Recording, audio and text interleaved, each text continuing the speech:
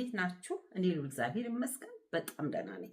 ዛሬ ደግሞ በዚህ ቪዲዮ ውስጥ ፓስታ ያለ ስጋ ለምኔ በሚያሰኝ በፕሮቲን እንዴት እንደምናዘጋጅ ስጋን ሳንጠቀም በቀላሉ በቤታችን ስጎን እንዴት እንደምንሰራ ለጾም ጊዜ የሚሆን ለጤና የሚስማማ እንዲሁም ደግሞ ኪዩና ባለፈው ዳቦ ድፎ ደፍቼ ብዙዎች ያነጋገረ የዳቦ አይነት እንዴት አዘጋጅተን ለምግብነት ለምሳ፣ ለራት፣ ለቁርስ አዘጋጅተን እንዴት እንደምንጠቀም ኪዩናን እንዴት እናዘጋጀው እዚህ ቪዲዮ ውስጥ እስከ መጨረሻው አለና ይከታተሉ።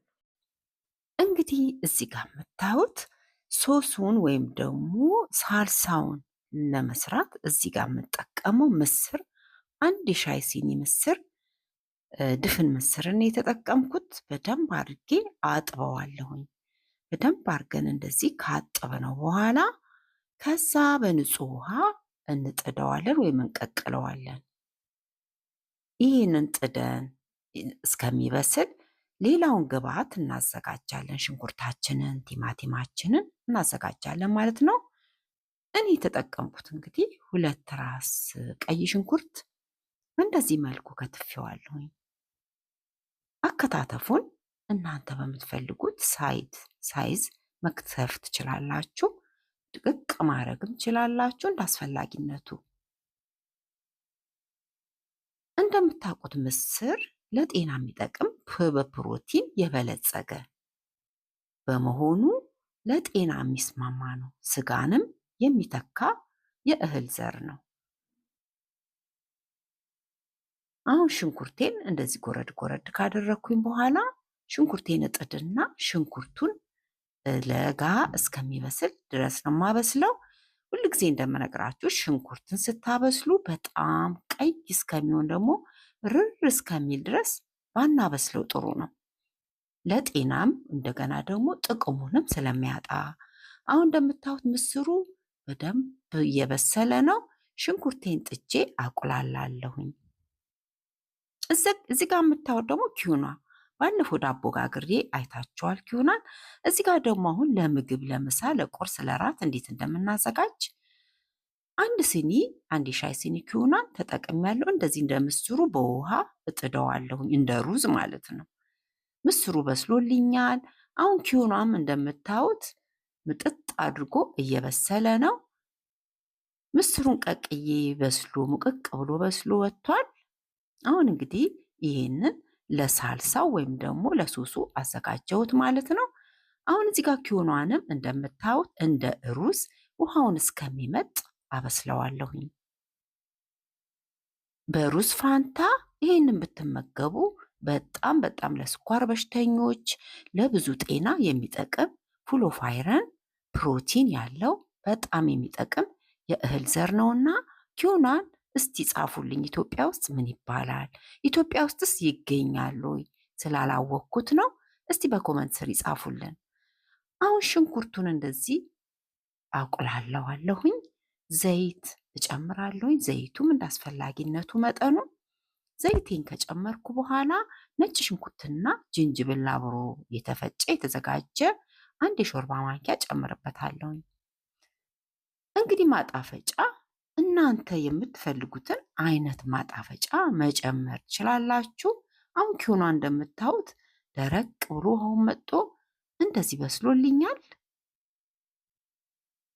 ነጭ ሽንኩርትና ዝንጅብሌን ሶስ የምሰራው ውስጥ ጨምሬያለሁኝ። አሁን ጠበስ ካደረኩት በኋላ ቲማቲም ፈጭቼ አዘጋጅቻለሁኝ። ቲማቲሙን እጨምራለሁኝ። እንዳስፈላጊነቱ 1 የሾርባ ማንኪያ በርበሬ መጨመር ትችላላችሁ። እኔ ግን በርበሬን መጠቀም አልፈለኩኝም። የቲማቲም ሳልሳ ብቻ ነው መስራት የፈለኩትኝና ቲማቲሙን እንደዚህ ከነጭ ሽንኩርትና ከዝንጅብሉ ጋር እጠብሰውና ከዛ በኋላ እዚህ ጋር የምታዩት ለሶስ ወይም ደግሞ ለሳልሳ የምጠቀመው ቅመም አለኝ። ከቀረፋ ከቆንዶ በርበሬ የተዘጋጀ እሱን ጨመርኩ። እርድ ጨምሬያለሁ ሩብ የሻይ ማንኪያ።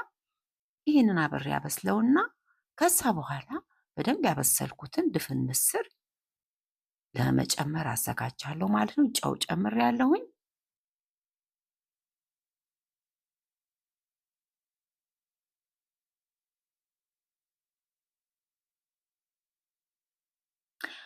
አሁን ይሄ እንዲከተንተከተከ በኋላ እንግዲህ አሁን እዚህ ጋር እንደምታዩት ዩትኩና ፍጥጥ ጥፍፍ ብሎ በስሏል። ምስሩም የበሰለውን ሶሴ ውስጥ ጨምራለሁኝ። ከሶሱ ጋር እንዲበስል እንዲዋሃድ አብሬ ለ10 ደቂቃ ለ5 ደቂቃ እሳቱን አስመታዋለሁኝ። ከዛ ቆንጆ ሆኖ ከተዋሃደ በኋላ እሳቴን አጠፋለሁ ማለት ነው።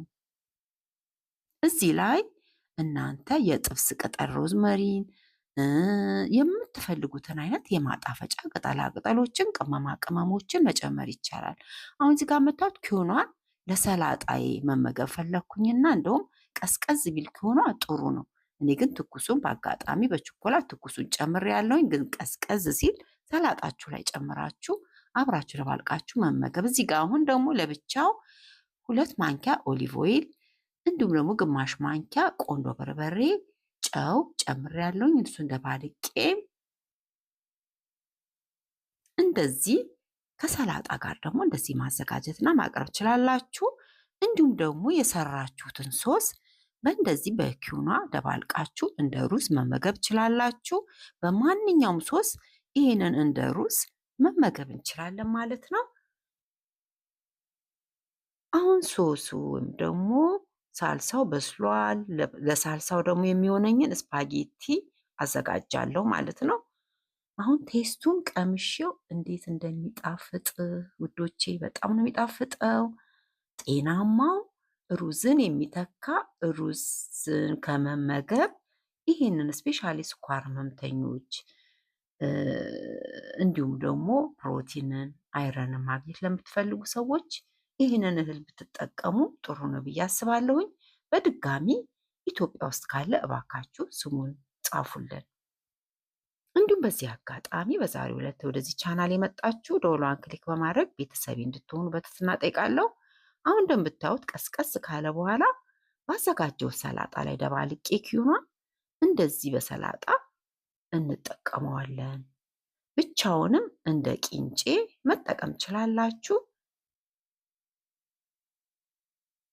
ይሄው እንግዲህ አሁን ከበሰላጣ ሌላ ምግብ የማያስፈልጋችሁ ይሄ ራሱ በቃ ኮምፕሊት የሆነ የምግብ አይነት ነው። ምክንያቱም ፕሮቲን ስላለው ሰላጣችሁ ከፕሮቲን ጋር አንድ ላይ እንደዚህ መመገብ ትችላላችሁ ማለት ነው። እንደምትወዱትና እንደምትሰሩት እንደምትጠቀሙት እርግጠኛ ነኝ። እዚህ ጋር እንደምታዩት ለፓስታዬ ያዘጋጀሁት ውሃ ፈልቶልኛል። ውሃ ውስጥ ትንሽ ጨው ጨምሬያለሁ። ከዛ ቲላትሌ ስፓጌቲ ያለኝ እሱን ጨምሬ በደንብ አበስለዋለሁ። እንግዲህ መኮረኒም ሩዝም ማንኛውንም መመገቢያ ሶስ ሊሆናችሁ ይችላል። ይህን የሰራነው ሶስ የምስሩ ሶስ ማለት ነው። ልጆችም ይወዱታል። አሁን ቲላትሌውን ከቀቀልኩ በኋላ እንደዚህ በቀዝቃዛ ውሃ አለቀልቀዋለሁ እንዳይጠባበቅ። ቀዝቃዛ ውሃም ይረዳል። ከበሰለ በኋላ እንዳይጠባበቅ ስፓጌቲው በጣም ይረዳናል። እንደዚህ ካለቀለኩኝ በኋላ ጠፈፍ እስከሚል ውሃውን ጠብቄ ደረቅ ካለ በኋላ እንደዚህ ከሶሴ ጋራ ከትኩስ ሶስ ጋራ ስፓጌቴን እንደዚህ አድርጌ አቀርበዋለሁ ማለት ነው። በላዩ ላይ 2 የሾርባ ማንኪያ ኦሊቭ ኦይል ወይም 1 የሾርባ ማንኪያ ኦሊቭ ኦይል ጨምራችሁ ቆንዶ በርበሬን ወይም ደግሞ የምትፈልጉትን የቅጠላ ቅጠል አይነት ማባያ እንደ ፐርስሊን የመሳሰሉትን ቀላቅላችሁ አብራችሁ መመገብ ትችላላችሁ። በጣም የምትወዱት የስፓጌቲ ማባያ ወይም ደግሞ የመኮረኒ ለራይስም ለሩዝም የሚሆን የማባያ አይነት ነውና ሰርታችሁ ተጠቀሙ። እንደዚህ ምስርን ለጾም ጊዜ ለማንኛውም ማባያ በቲማቲም ሶስ ሳልሳ ሰርታችሁ መጠቀም ትችላላችሁ። ሰርታችሁ በብዛት ፍሪጃችሁ ውስጥ አድርጋችሁ እንደዚህ ማባያችሁን በምስር ሳልሳ መጠቀም ይቻላል ማለት ነው። ጾምም ባይሆን በፍስክ ጊዜ ጤናማ የሆነ የሳልሳ አይነት ይሆንላችኋል። ይጠቀሙት። እኛ ይሄንን ስፓጌቲ ልጆቹም ወደውት እኛም ወደነዋል። ሰርታችሁ ተጠቀሙ። በዚህ አጋጣሚ የቪዲዮ ከወደዳችሁት ላይክ እንዲሁም ደግሞ ለቤተሰቦቻችሁ ሼር ያድርጉት። ሀሳብ አስተያየታችሁንም በኮመንት ስር ይጻፉልን። ስለ ዛሬው ስለተሰራው ምግብ ምን አስተያየት አላችሁ? በኮመንት ስር ይጻፉልን። አያችሁት? የተፈጨ ስጋ የሚተካ የምስር አይነት ነው።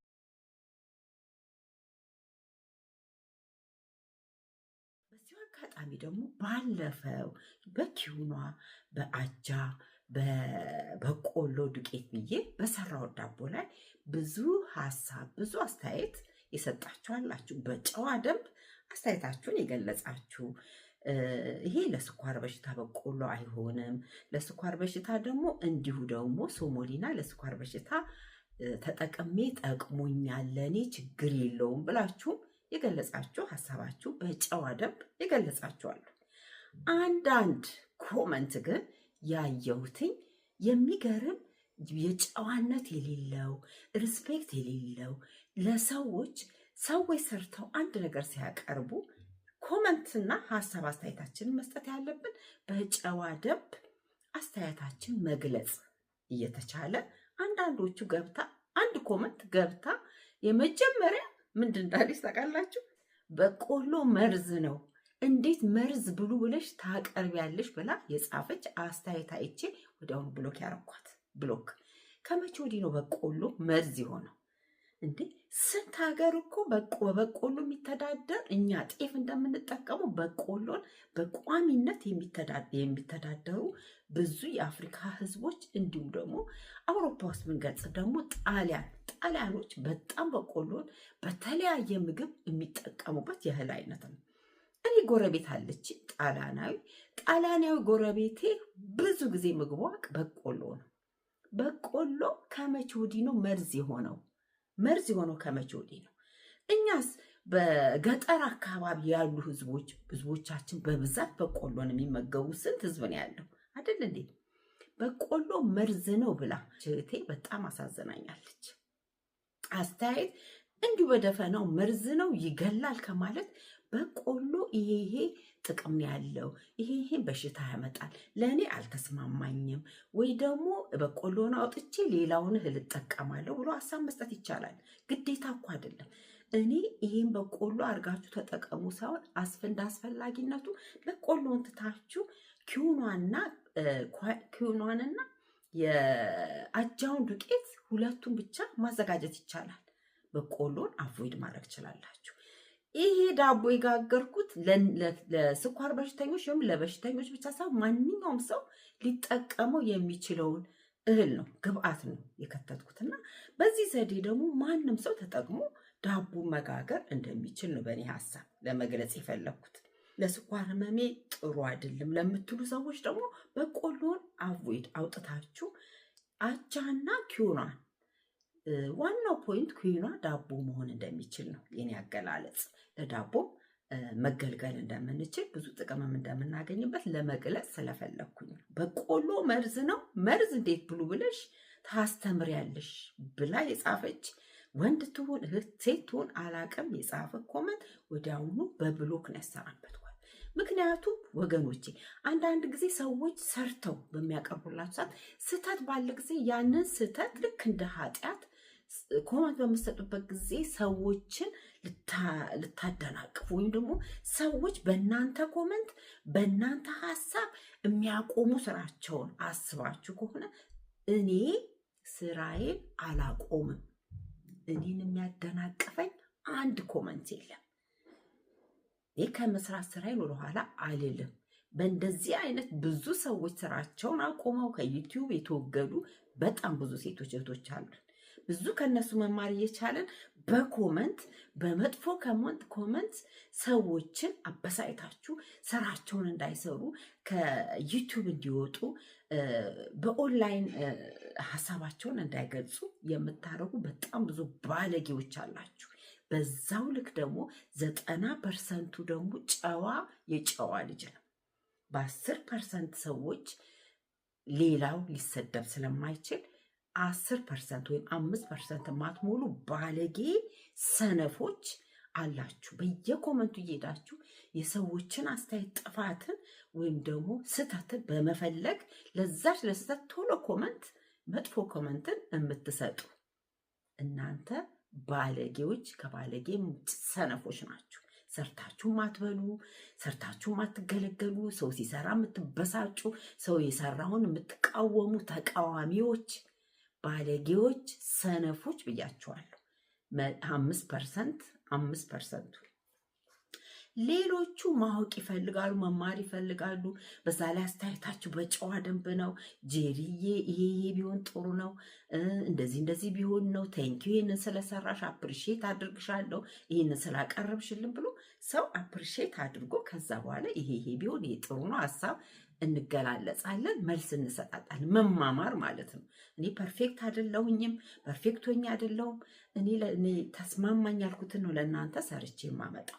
ልንማማር እንዲሁም ደግሞ ልንመካከርበት አይደል? እንዲህ ኦንላይን ዩቲዩብ ወይም ደግሞ ቲክቶክ መማማሪያ ነው፣ አንዱ ከአንዱ እንዲማርበት እንጂ ለአንድ ሰነፎች፣ በዛ ላይ ደግሞ ምቀኞች፣ ቀናተኞች ሰው የሰራውን ሰው ሰርቶ ያቀረበው ላይ ጥቂቷን ስህተት መዘዝ አድርጋችሁ በዛ በስህተት ክፉ ነገር ክፉ ቃል ለመናገር የምትፈልጉ ማንም አይፈራችሁም። እንደውም ኢንኬሬጅ ነው የምታረጉት። እንደውም እንድንሰራ በእኔ በኩል ያ ንግግር ወይም ያ ቃል እኔን እንድሰራ ከፍ ያደርገኛል፣ እንድሰራ እንዳሻሽል ያነቃቃኛል።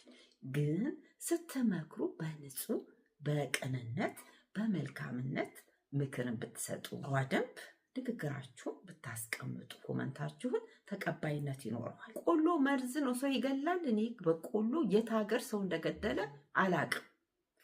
እንዴ ስኳርን በሽታ ቢኖረን ምንም አይነት በሽታ ቢኖረን እኮ ምግቦቻችንን ለስኳርን ቢሆን ማመጣጠን እያመጣጠን አለማብዛት፣ መጠኑን እያመጣጠን ምግባችንን ስንጠቀም ነው ጤና የሚኖረን።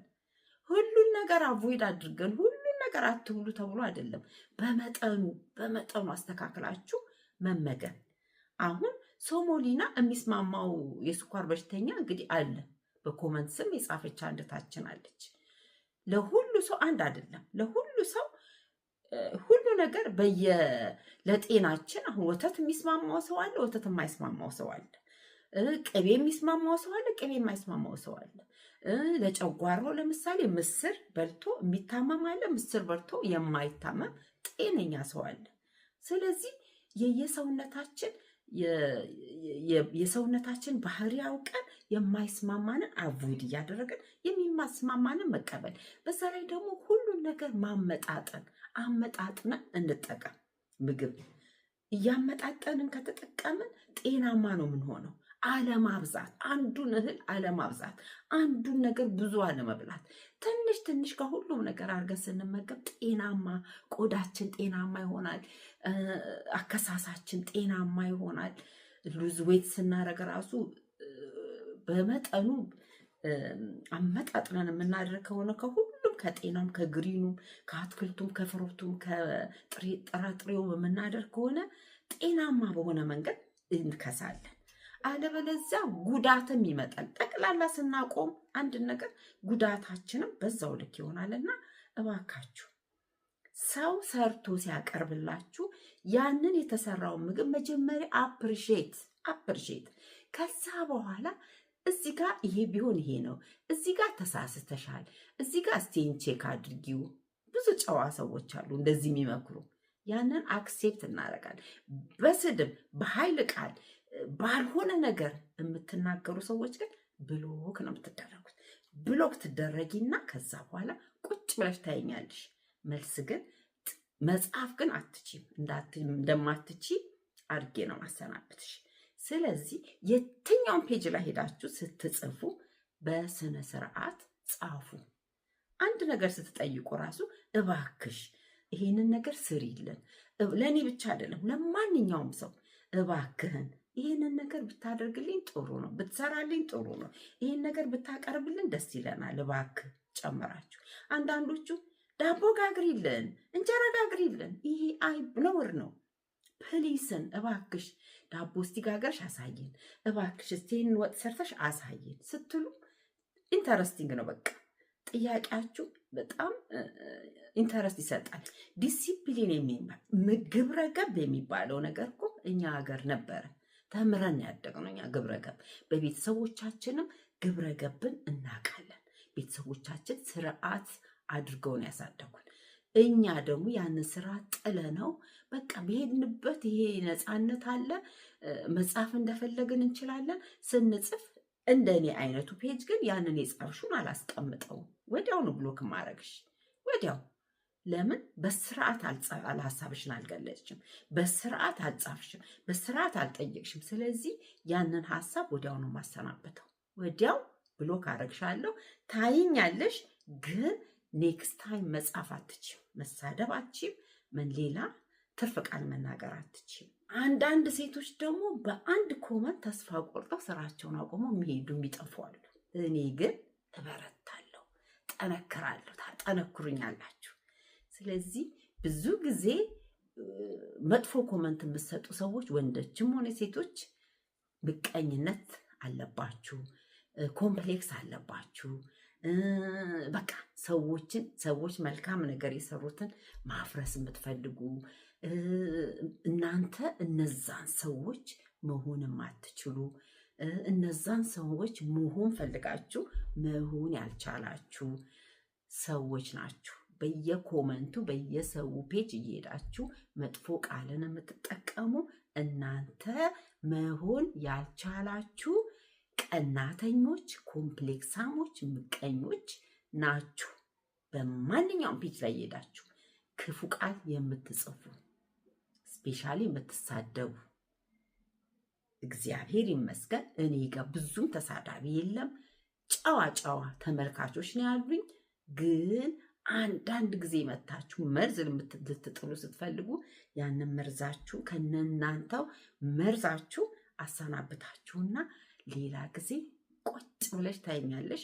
መርዝሽን ግን አትጽፊ እዚህ ፔጅ ላይ። ይሄ ፔጅ የጨዋ ሰዎች የሚማሩበት፣ የምንመካከርበት፣ የምንወያይበት ፔጅ ነው እንጂ ዝም ብለሽ መተሽ ሌላ ጋር እንደለመሹ እዚህ የፈለኩትን ልጻፍ ስትይ ባይ ነው የምትባየውና ጥንቃቄ አድርግ። ይሄ የጨዋ ቤት ነው።